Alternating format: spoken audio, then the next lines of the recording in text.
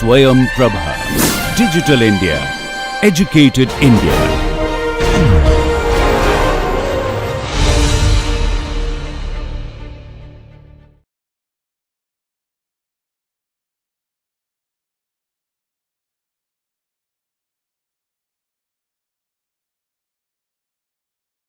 There's a few places here where I'm going to touch on what we refer to as the direct analysis method in the U.S. I wanted to do a relatively light touch on that. To understand some of how we approach stability bracing design, which is we're going to talk about some later in the week. It's important to understand what's going on with direct analysis method, or it's useful to understand. And you could say if there is a preferred method, well, the direct analysis method in the AISC specification is, you could say it's given preference because the main standard talks only about direct analysis method, and then you have to go to an appendix if you want to say, well, what's the requirements for effective length method? So I want to explain it just in a few words, whereas at Georgia Tech, I'll spend a couple of lectures with these few words. Direct analysis method is very related to approaches in the Eurocode. How can we do a design where we don't have to rely on getting buckling loads of the members? Or often it's said, can we do it without relying on effective length? Okay, and what it amounts to is either if we're doing direct analysis method or if we're using some of the methods in Eurocode, we're really just trying to say, how can we get a credible rough estimate of what are the real forces in the structure? Now, if we talk about the way we've just analyzed a few frames, we did not include geometric imperfections when we did that structural analysis. It was an analysis of the perfect geometry of the frame. And and we didn't include, if you're taking the structure up to strength, you typically we're designing members so on the member design rules, we're starting to get some inelasticity. We're not taking any reduction in the elastic stiffness. We're just analyzing using the nominal elastic stiffness. Okay. In Eurocode, as many of you may be better in tune with than me, there are approximations with notional lateral loads and we're going to talk a little bit about notional lateral loads here, that are an exaggeration of what would be needed to essentially match with actual initial sidesway imperfections, and exaggerated to try to cover the bases and say, okay, well, actually we've got some inelasticity or whatever, and we need to get what's an estimate of the forces at strength conditions. In the U.S., could be argued right or wrong. The way things went is we felt that we should take a nominal stiffness reduction, just a very gross stiffness reduction of 0.8 on all elastic stiffness contributions. And then if we have any members in the structural system that have very heavy axial load, we have an additional what's referred to as an inelastic stiffness reduction factor that's put on the EI, the rigidity of those members. And so that's kind of a direct attempt to say, oh, we're going to get some reduction in stiffness as we're approaching strength. And we also have notional lateral load or direct modeling of the sidesway imperfections that the notional lateral loads are equivalent to. And so a direct analysis, you can say, is really just, I call it a poor person's test simulation. So as a researcher, I can set up a structural analysis where I follow spread of plasticity through the structure. I put in initial residual stresses in the members. I say, oh, this is my imperfection that I'm starting with, geometrical imperfection. And I analyze and I say, oh, I've got something that I hope is going to be very close to actually what I would measure if I instrumented that structure in the lab and loaded it up. And the direct analysis method is basically trying to do that, but do it in a way that is practical for routine design. Eurocode, different perspective. They're attempting to do very similar things with managing the notional lateral loads, no stiffness reduction. Okay. All right. So with that said, I'd like to say a few things. I think first in this session, I want to talk a little bit about nominal out of plumbness and then the equivalent notional lateral loads. And I've got an exercise here that we can work through. We'll try my hand at the Wacom tablet for a bit at the end of topic 1. And so maybe not so grueling. We'll get a little bit break to work on some things a little bit hands-on there. And then I want to show you an example that I'm going to do it by direct analysis method of a single-story multi-bay frame. It's called in metal building industry a modular frame, where we'll look at the solution, and there I have actual plastic zone, basically test simulation analyses that we can compare to and see how that works. We'll also look at what we get from effective length method, so we can talk a little bit about, okay, where's the effective length method falling short? Why do we have these alternative methods that are becoming more and more in vogue? And that's kind of topic 3 that we'll do the wrap up there, comparing everything. All right, so learning objectives here.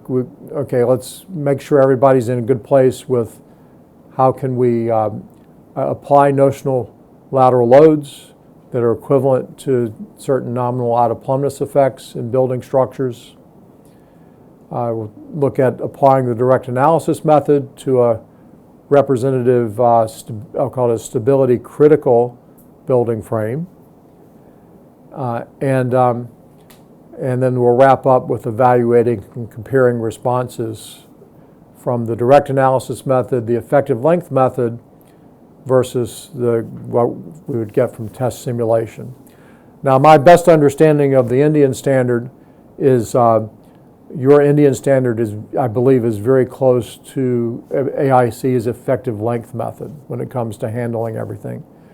You're getting a buckling result or K-factors that feed into calculating a buckling result, and then you get buckling loads that feeds into your member strength formulas for axial, for bending.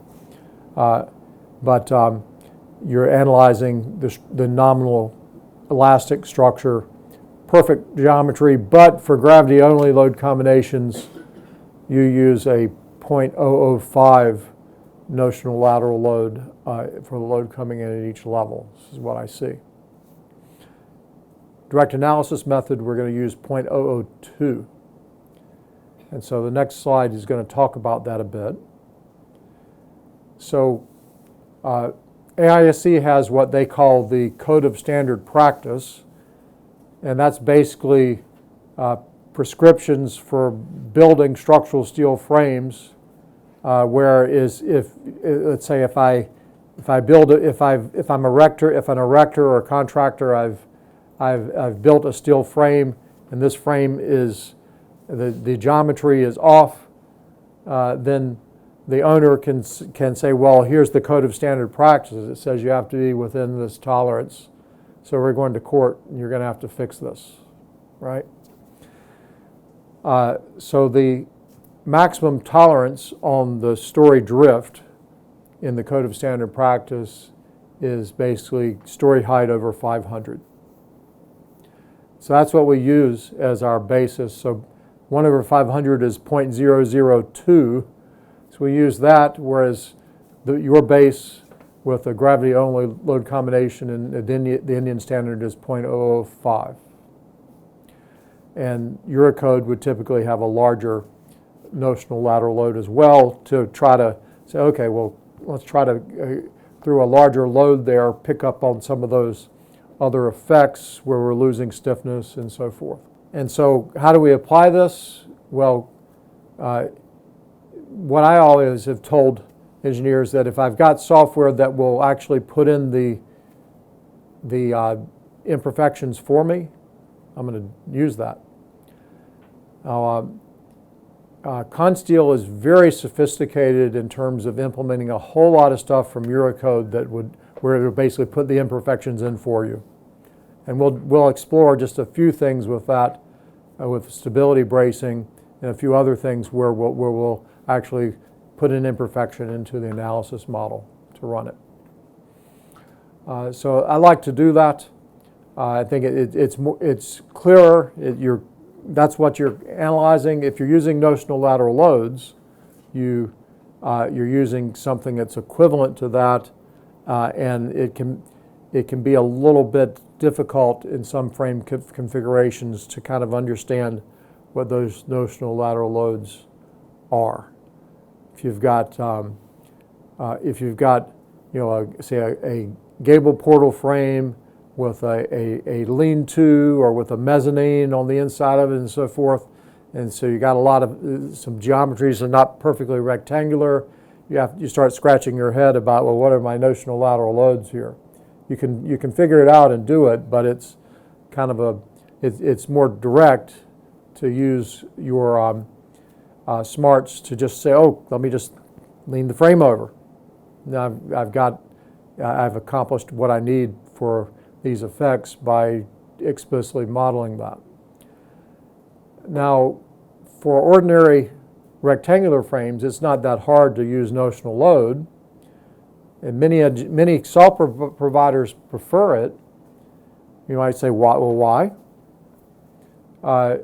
What I'm told is that one reason is, well, they've implemented those rules from various international standards for many years. Then it finally came to the US, so they're ready. The other thing is if they're handling it by loads, well, let me say it the other way. If they were handling it by explicitly changing the geometry, they've got to reformulate, rebuild the stiffness matrix for every geometrical configuration that they want to solve. Whereas if they do it in loads, I've got one analysis where I've built the stiffness equations for the structure, I'm done. Oh, I can put these different notional lateral loads on there so it's a bit faster for them. All right, so we call it a 0.02 y sub I, where y sub I is the vertical load at a given level. So how does that work?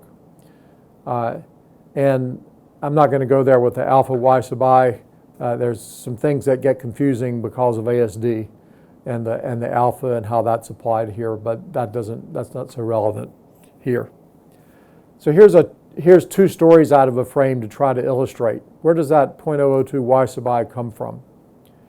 Now, if we look at the story on the top here, what we're saying is it's a P large delta effect. So we're looking at we want to get P large delta shears associated with the initial out of plumbness. So the delta naught, I plus 1 of this story, I've got a summation P, the vertical load that's carried by this story, and if I multiply my delta naught I plus 1 divided by the story height for story I plus 1, I've got a story P delta shear that gives the same effect as the vertical load acting through that initial out of plumbness. Okay? That's a P delta shear though, it's not a notional load. Now I can do the same on the lower story here, the story I. Same equations but with subscript I. All right, well, Newton's third law, I should have equal and opposite forces from each of these stories coming into the free body diagram of the floor level here. And so when I add up those forces that come in at this floor level, the difference in the summation p's is y sub I. And I can see that I'm ending up with opposite P delta shears here that amount to, when I sum those, I factor out the 0.002, I see that some PI minus some PI plus 1, that's really just the vertical load that's applied at this story. That's my Y, capital Y sub I. So that's the way AISC writes this.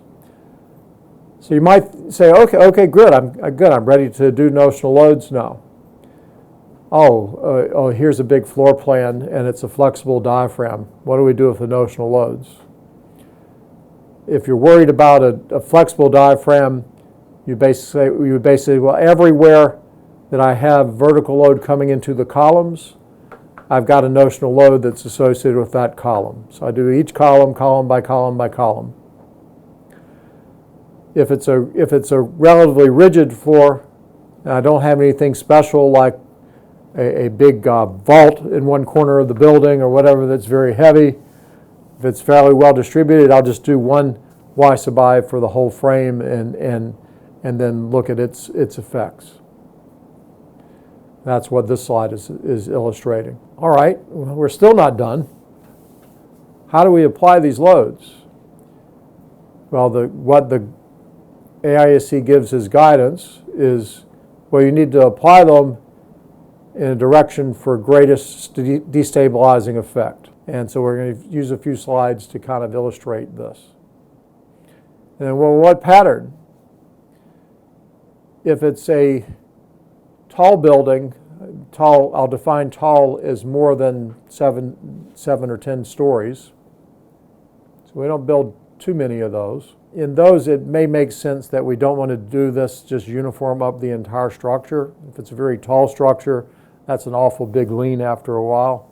And in a tall building, they're going to have better tolerance than that on the overall verticality of the frame over the entire height of the building. So that kind of gets a special situation. But for most routine things, less than 7 to 10 stories, we just put a uniform lean on the entire building. Okay. All right, so how do we apply it? If it's a gravity-only load combination, we're basically told we need to apply either the imperfection or the notional load independently in the two orthogonal orientations that approximate the principal stiffness directions of the structure. So independently means one at a time. I believe I see some language that relates to this in the Indian standard. We don't have to do any off-axis notional loads. We don't need a diagonal notional loading on a three-dimensional building frame. We just look at applying these in the principal directions. Let's try to keep things simple. We don't need any torsional notional load that would correspond to, what might I do with twist? I know of one structure that was in Moscow that a company, Halverson and Associates, it's a very reputable designer in the U.S., was basically doing the Moscow Tower. And this building, the footprint of for the building was basically a cruciform or a plus sign. And if you look back at your structural mechanics, a cruciform is absolutely the weakest thing you could possibly do in torsion. And so in that case, Halverson and Associates actually did some things where they were looking at notional loadings and torsion on the building because they wanted to make sure they stayed out of trouble with that. But most of the time, unless you got something special like that, we don't want to bother with it. In the American codes, once we go to the load standard, there'll be various aspects with wind loading. That's basically eccentricities in the wind loading. And also we could look at seismic loading. There's seismic eccentricities that we handle in the design rules. So there's plenty there to handle things that would relate to torsion without having to muck it up further with the notional load requirements. So for gravity load only combinations, again, plus or minus directions along what we've just mentioned. So we have a total of 4 gravity load combinations now. So I need to run an analysis for my factored gravity load with dead load. Oh my goodness, I've got to do 4 now instead of 1, and engineers complain about that. If it's a fairly simple case, basically structures that don't exhibit any side sway under gravity load, and if you are enforcing symmetry in your design by your grouping of elements in your design, then you can basically simplify it to needing to apply only 2. And also for simple cases where the structure's side sway deformations are in the same direction in all the levels, you can apply basically your notional load or your imperfection in the direction that would tend to increase the side sway. That's going to be the biggest destabilizing effect. That's what this bullet says. And you absolutely do not have to start playing the game of saying, oh, I've got the structure's kind of swaying to the right, but if I put a notional load to the left with that, in this one little column over here, I get a little bit larger moment. No, you don't have to do that. It's the overall effects. So lots to it. I think there's a lot of these things that are implicitly intended in the Indian standard, but I think the Indian standard is relatively terse, basically saying, I do see something there about needing to, you don't apply them simultaneously in orthogonal directions. Those are separate and so forth. A lot of this other things I just laid out for you, it's like, oh gosh, I guess I do have to think about that, huh? Now for lateral load combinations, in your standard, you don't apply notional load at all. In AISC, for most frames, we don't. But if it's a structure where the amplification, the side sway amplification is relatively large, basically if B2 is larger than 1.5, then the AISC standard basically says that frame is going to be tricky.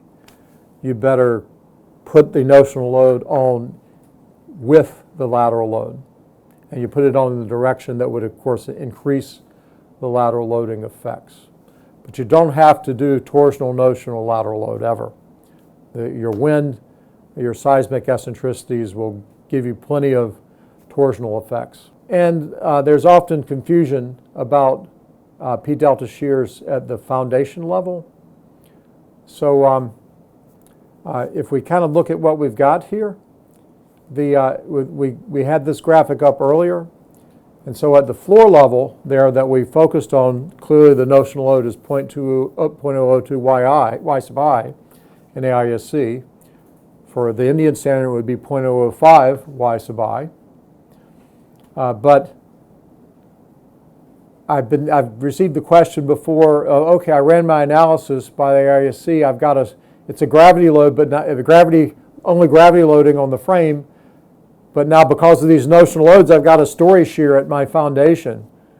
How could that be? This is only gravity load.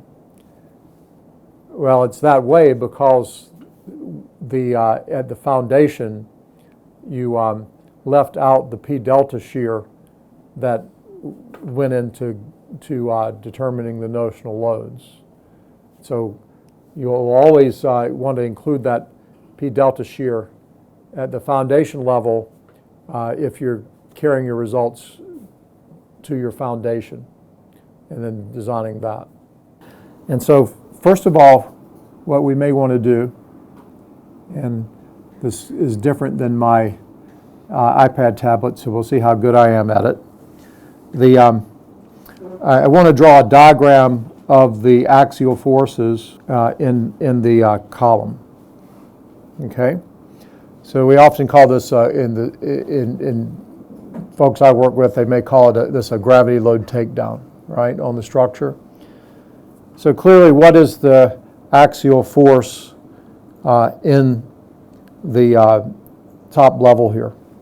What's the axial compression? Checking if you're still awake this late in the day. You would say that axial force is what, 1,000? Okay. And then if we go to the next level down, we have another 100 kips or kilonewtons coming in here. And so if I'm doing a column axial load diagram, I'm getting then 1,100 here, right? And then the next level down, I've got 1,200. Correct? All right. So now, let's suppose that, now if with notional lateral loading, we usually say we're going to put a uniform lean up the entire frame. But suppose for purposes of discussion, we're saying, I have an out of plumbness just in that middle level, okay? So then, physically, if we consider drawing moments in this structure, so these loads, okay, all right, there we go, good. I like this. Do I have any moment in the, now this, again, back to a cantilever, but this is kind of representative of everything in a given story, right? So do I have any moments in the top story? Yes, no? It's just a concentric load of 1,000, and so that's all zero there, okay? But now, when I get to the next level, I have a 1 in 500 out of plumbness on that. So I start at 0, but I end up with a value that would be, if let's see if I can move that down. So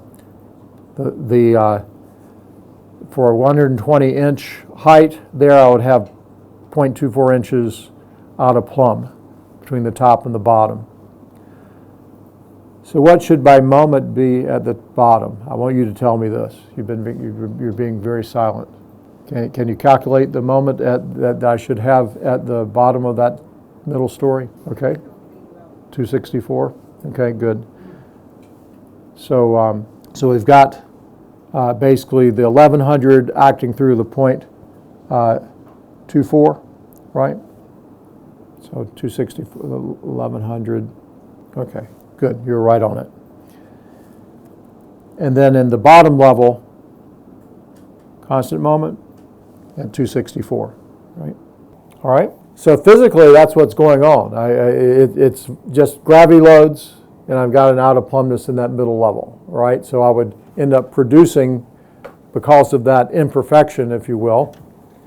Keep my knee away from that box. That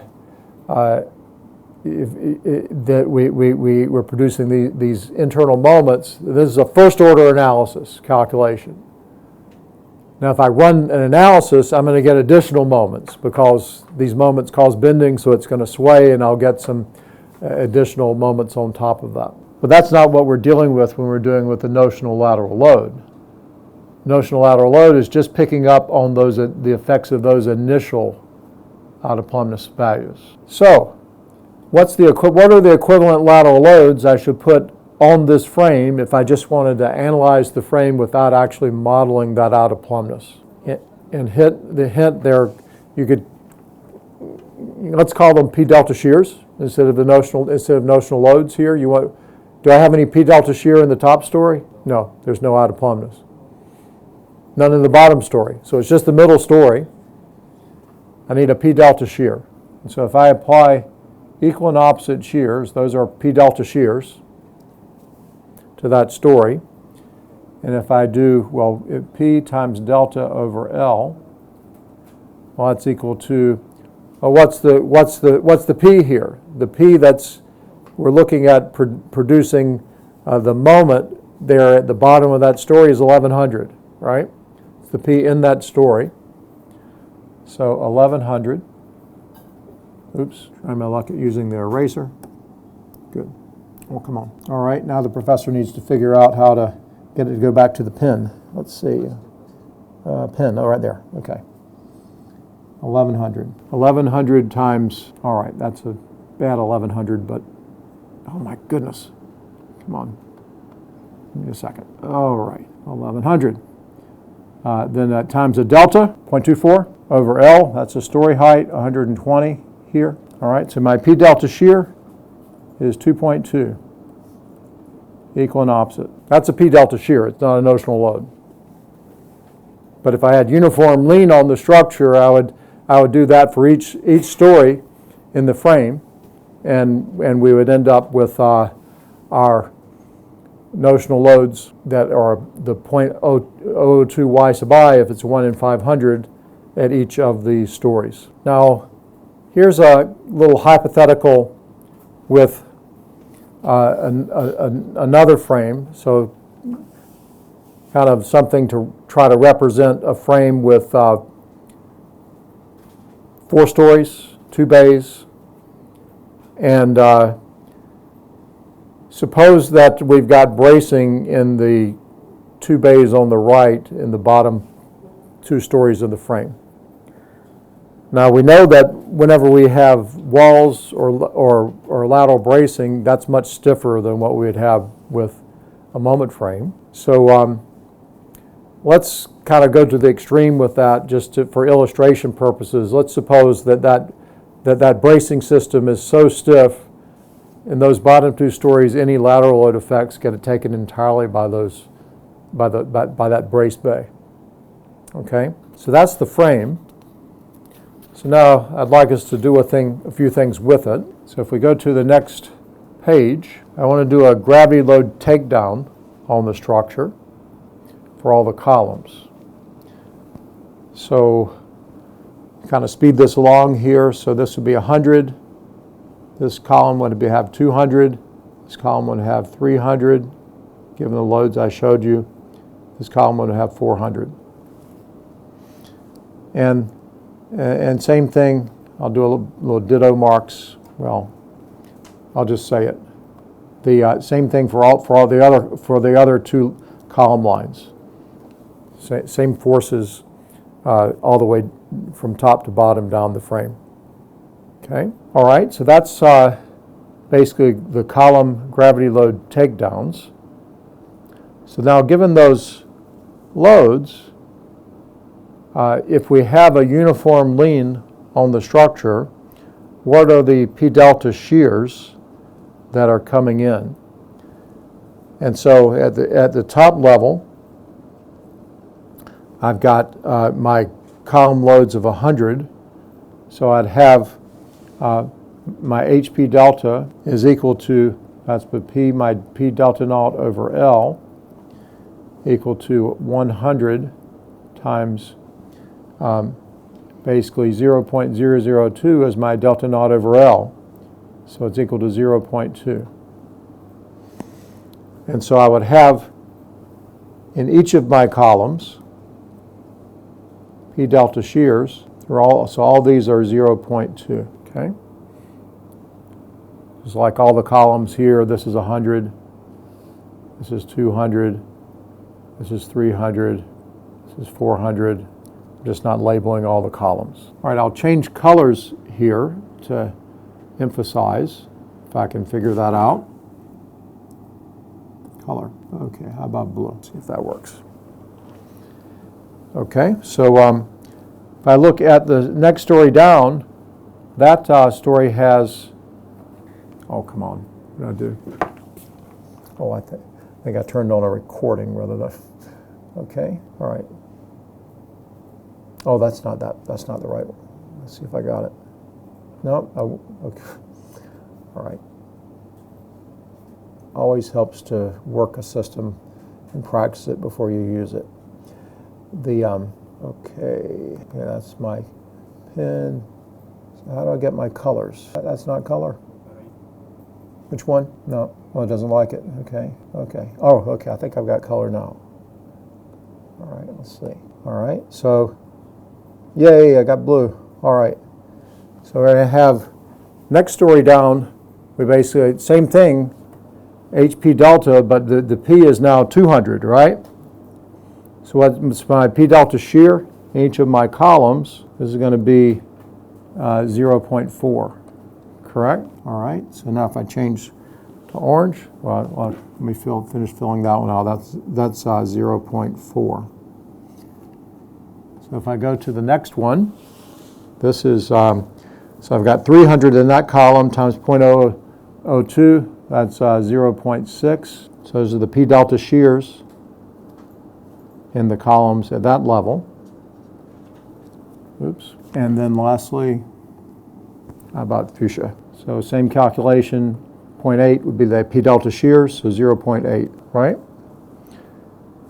Okay, so how are the AISC notional lateral loads, which are 0.002 y sub I, related to these P delta shears? Well, we just take what's coming into the floor levels that we just analyzed from the P delta shears, and we're going to add them up wherever we have vertical load basically being transferred to the columns. We get a notional lateral load.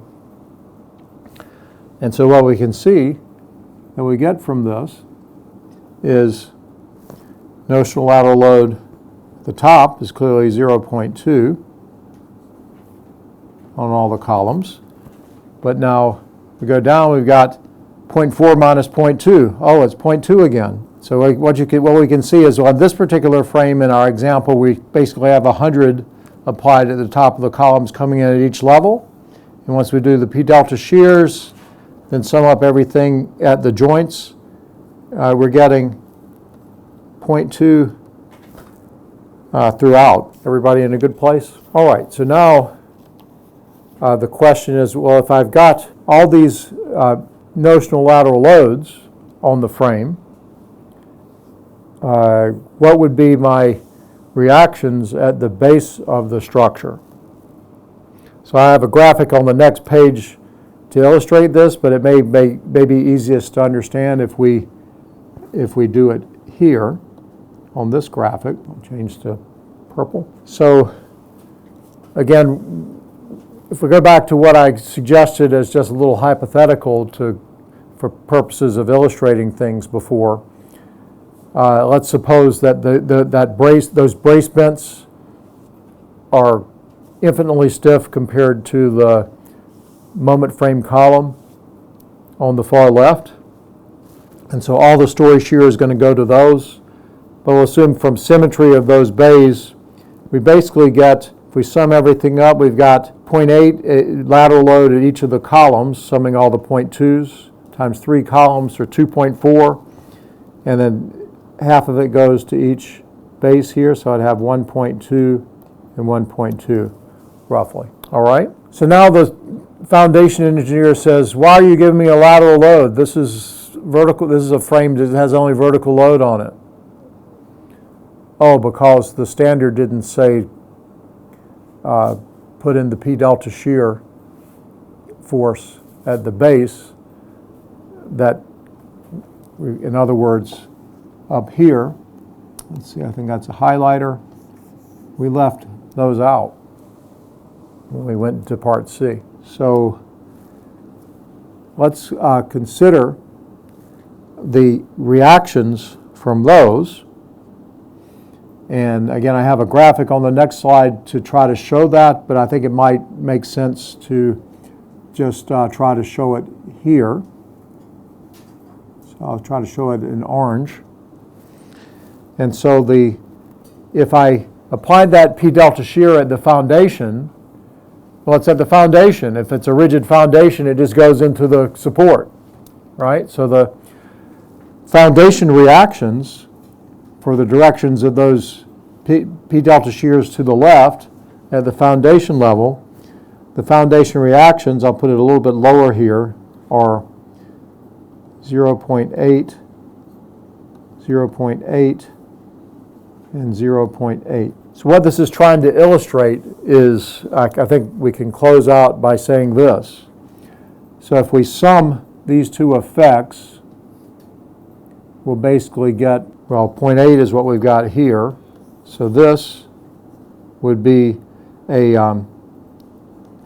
0.4 to the left, and this would be a 0.4 to the left. Okay? And so the last question is, what do we expect the reactions to be at the foundation? Well, the sum of the reactions has to be 0. There's no physical lateral load on this frame. But because of different relative stiffnesses in the system, you can get self-equilibrating forces that relate to your notional lateral loads at the foundation level that are also physical, because you would see those showing up also from the physical vertical lack of verticality. And so this example here, total reaction at the base is 0, 0.8 minus 0.4 minus 0.4, but we've got non-zero values at some of the columns. And the mantra with this is, okay, from the notional lateral loads, you got only the 1.2s there that are in blue at the base. You say, okay, wait a minute, I should have 0 load on the foundation. Okay, we'll put in the P delta shears at the foundation. Those are the 0.8s. And then sum everything, you've got what should be going into your foundation. Does that make sense? Any questions there? Usually, I think folks find that kind of helpful in terms of improving understanding of what we're doing with notional lateral load. All right, so let's wrap up with the most intense part of the lecture. We'll save the best for last. Let me figure out how to stop screen share here.